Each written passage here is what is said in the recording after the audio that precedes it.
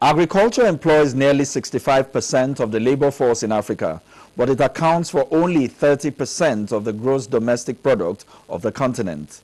Biotechnology targets increased income for farmers and a better life for the people. You're welcome to the program Biotechnology in Focus. And our attention this time is cotton, the once thriving industry that suddenly lost its steam. My name is Ifeanyi Okafor, and it's good to have you on board.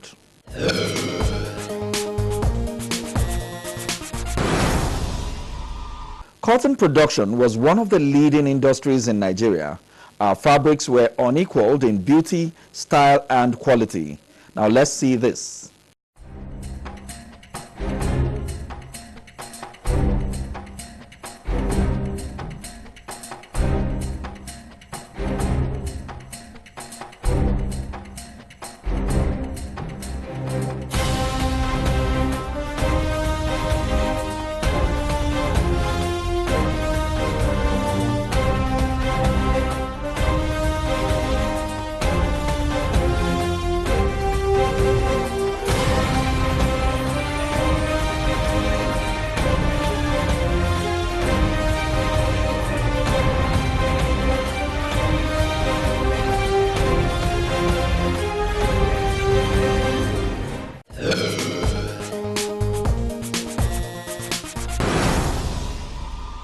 Many believe we still have what it takes to lead the world once again, but probably a little more effort from concerned authorities and major stakeholders, and we may once more be the shining light of the continent in the cotton industry.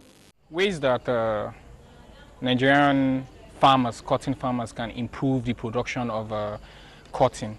First of all, is it's not a tax that they can carry out on their own. It's going to have to be where they get investment from the federal government. They should give good fertilizers to these farmers and also give them improved, generically good cotton seeds. So when it's being planted, it could yield good cottons, so it's able to produce nice fabric materials. A major problem with cotton and its production is the high cost of seeds, fertilizers, pesticides, and etc., etc. So I think a major factor that should be considered is better investment in these farmers. The farmers should open themselves up and make themselves available to not just public sector investment, but also private sector investment. Because with this, you can boost the yield. It will improve the quality of the fabric, not just for local consumption, but also for international export. Nigerian farmers in that sector should first be ready to compete so as to meet international standard. This will involve a lot of research work and proper funding. And I also believe that with government support, you know, that sector can compete favorably with international standard. If you look at countries like China and those other ones in Asia countries, they embark so much on research and innovation. That is why oftentimes you discover that market is moving to Asia. You know, I also believe that we can learn a lot from China, especially when we also know their history. Their history involves testing and struggling to do it better. Oftentimes, in the year past, nobody reckons with China products, but today they are a product of research, and nobody remembers that China used to have substandard products they are competing favorably well. That is why I also believe that Nigerian cotton farmers can emulate so that we can remain leaders in African markets. You need to apply technology. That is what is obtainable in other space. Do we have that mechanized farming? What our local farmers are doing, they go to the bush just like every other local farming we have been doing. You are not going to get good quality because you are not applying the right technology. You are not doing soil analysis to know where you can get good yield, all these things. The right seed you need to plant, you don't know them. All this require research and study. This is what is lacking in this country. I'm sure if we get that one and funding, and also to be sure that these things we are going to produce. But if we get good yield, we'll get a situation whereby in the country we have what we don't need. You need to be able to export. There must be market for what they are.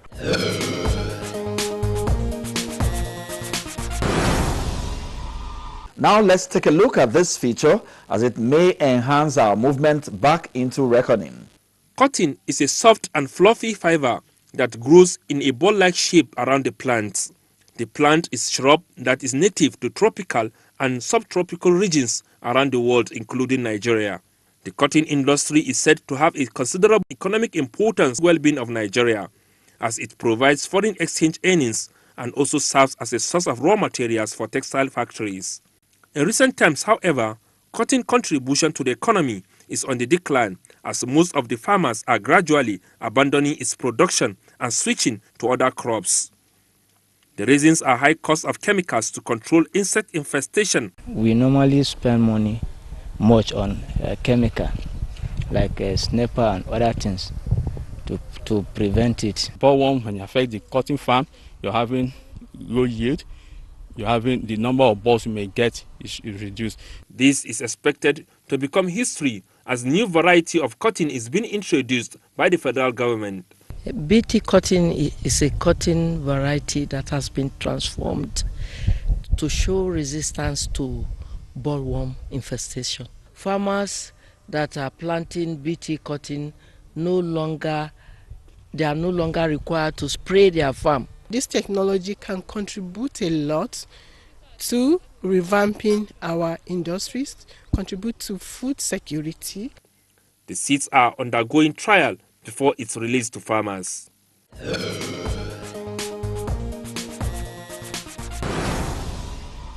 What is biotechnology?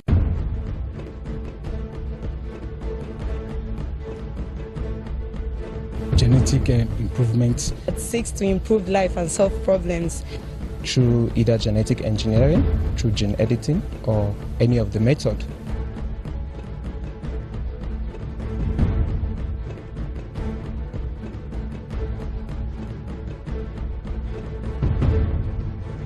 We have seen how science and technology has transformed our lives. This is science also. It's promising, and we have not seen what science has done that is devastating.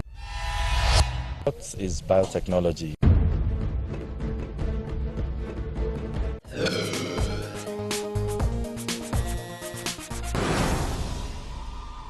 Up next is our guest of the week segment, and we will look into the subject matter commercializing BT cotton. But first, let's take a break. Madam, put that big one for this me. One.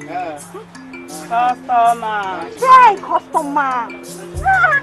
You must have done the sell all these big oranges right here in a GMO. Show the GMOs again. Now, wow, my sister. Who tell you say GMO did this country? You read it everywhere for sound. Say all these big oranges, cassava and yam them. Then a GMO where Oyibo people bring to kill us. Ah, my sister. All this big orange, yam, cassava where you see, not be GMO, na hybrid. You never hear WHO talk say GMO not be bad thing.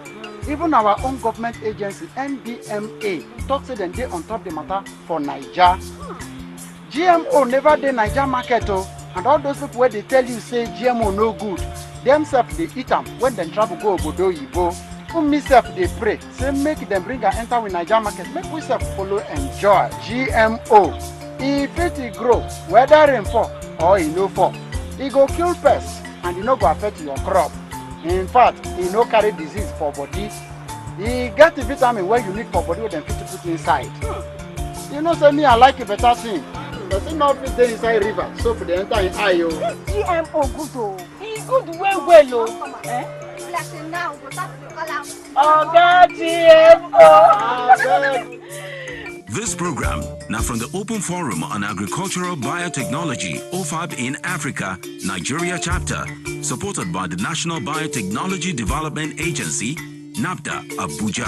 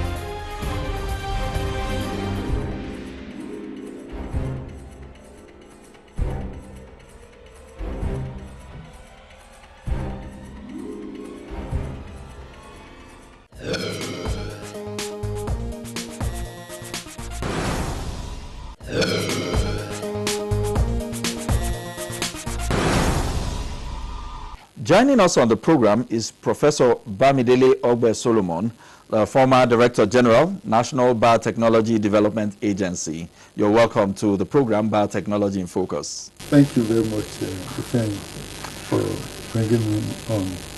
Okay, now Nigeria made so much impact in cotton production years back. Now, what seems to have been the problem with cotton? There are two major problems with cotton production. One is the issue of pests. The pests basically is these are insects that destroy, the fiber and integrity of the cotton that is produced. And the major way to remedy this had been to use pesticides. Usually within a season, a growing season, we need to spray at least 9 to 10 times in order to get appreciable yields. And this automatically raises the cost of production and thereby also lowering the income that the farmer gets. Now, failure to do that, of course, will lower the yield and result in tremendous loss. Now, the use of pesticides at that rate, of course, automatically has both health and environmental impact. The sprayer, which is the farmer, of course, is affected by the toxic chemicals that are used.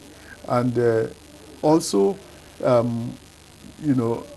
the chemicals that are used also bioaccumulate. They stay in the environment and contaminate our environment.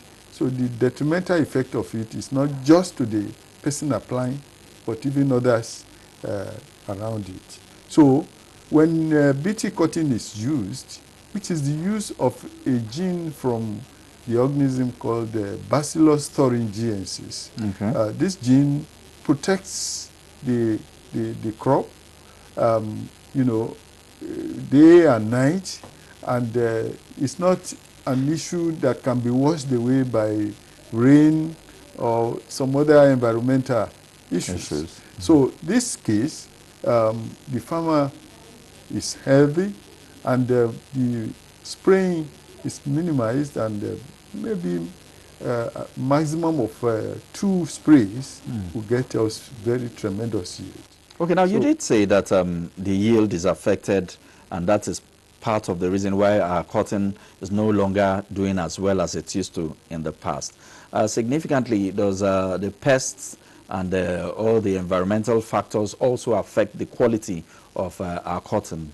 Yeah, the pest, goes there, breaks the fibers and crumbles it, and therefore even a long fiber may not be long again, because this organism, the bollworm, as they call it, goes there and cuts it into pieces.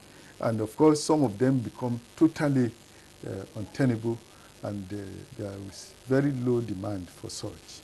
Now, the other aspect that has lowered interest in cotton is weed. Okay. Excessive weed can, of course, scare some young farmers away, because farming has to be made easy and not so laborious as it was before. So there is, of course, another type of cotton, which is the herbicide-tolerant cotton, which is called HT cotton. In that case, we can use these herbicides, and with that, the fertilizer that is applied is only consumed, by the cotton. Okay. And that again lowers cost to farmers and raises income. Okay, so to what level can we say that adopting the BT cotton may be the solution to some of these problems you have enumerated?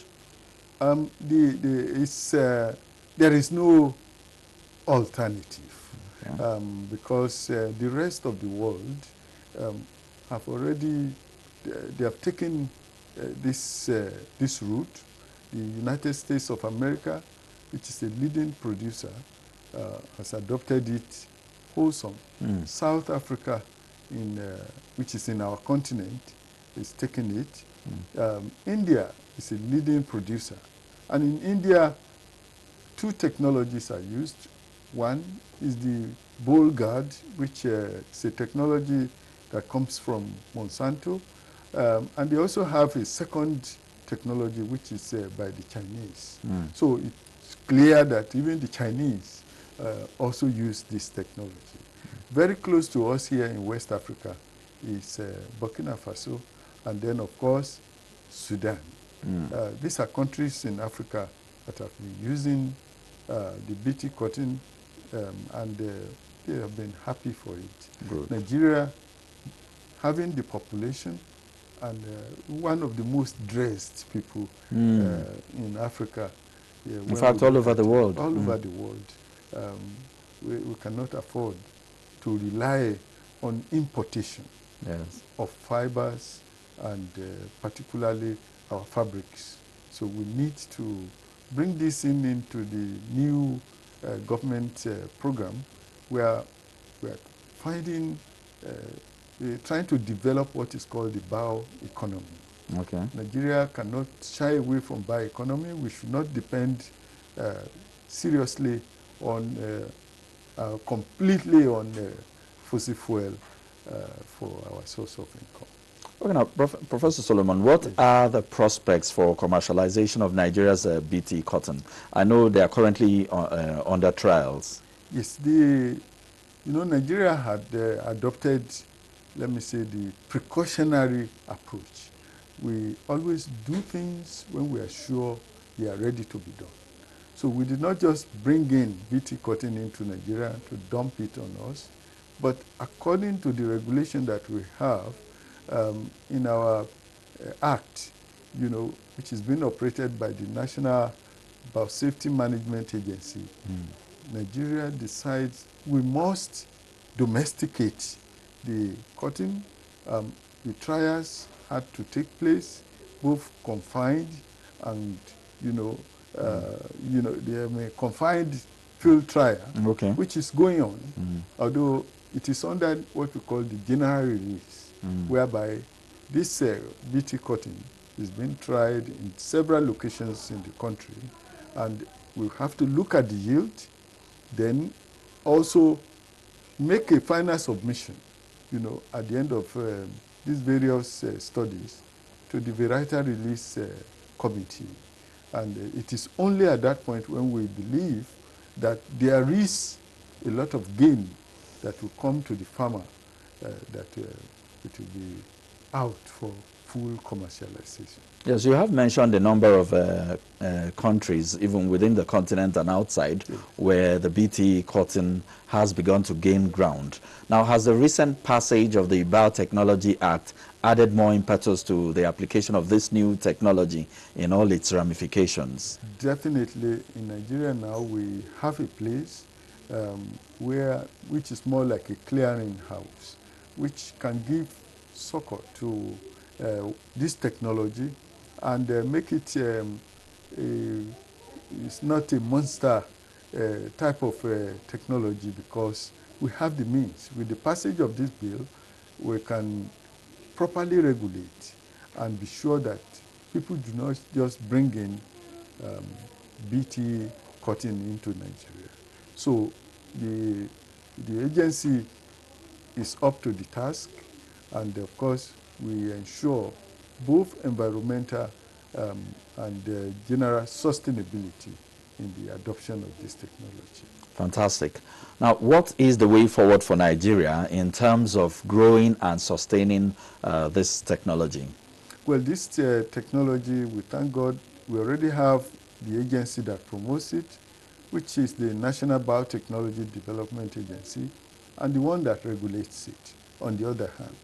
And with these two together, we now have what the African Union has already promulgated, that Africa has to take this technology with caution, proper regulation, and application, both working together. Thank you so much. I must thank you, Professor Bamidele Ogbe-Solomon, for your views and for your educating us more on the BT, commercializing BT cotton. Thank you so much. Thank you. Thank you so much, sir. Thanks.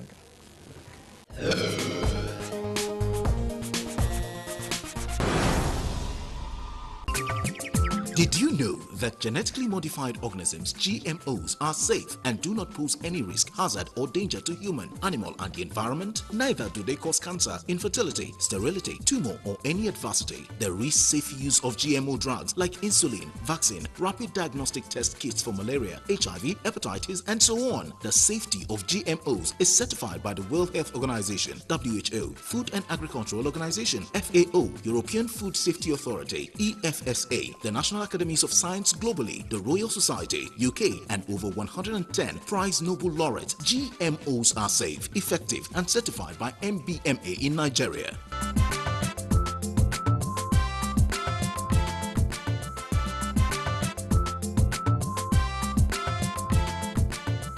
This message is brought to you by the Nigeria chapter of the Open Forum on Agricultural Biotechnology, OFAB, supported by the National Biotechnology Development Agency, NABDA.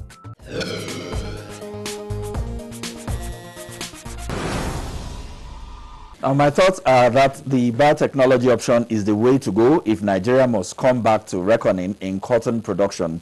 There are so much potentials and a lot to gain.